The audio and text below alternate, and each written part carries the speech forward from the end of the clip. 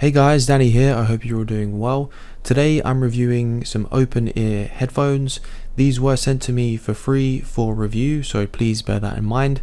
Today this will be a pretty quick review video and I will be running you through my experience using these, and in the background you'll see my unboxing. A problem you can have with open ear headphones like these, especially these like hook tip ones that have the little band that goes around your ear, is since they're not going into your ear canal, the sound isolation and sound quality I find sometimes can be a little bit hit and miss. My biggest complaint with these is since they're not going into your actual ear, the bass just didn't have that same effect as if you're using in-ear earbuds. So just the overall sound quality was a little bit average for me, a little bit below average.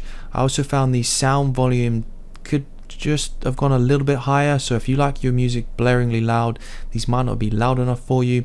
But I did really like the case design, and when I've had these open ear headphones in the past, you sometimes have to like plug a cable directly into the headphones, which I don't really like. It just seems kind of silly. So although these have a big case, I really do like the fact that they charge in the case and you can keep them in there all together, so that's really nice.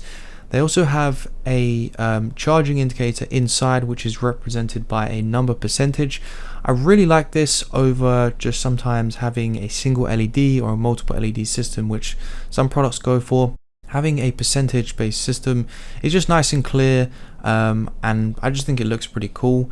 The screen that is showing this number is quite dim for some reason, but it seems to be on most of the time, which I like, so you can always see what state of charge these are at. You can get up to 9 hours of playback time per charge, and you can get an additional 46 hours from the charging case.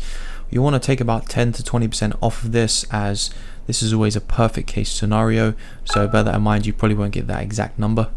I'm not sure if I would recommend this product. I might be a little bit biased because I'm really not a fan of open ear headphones like these.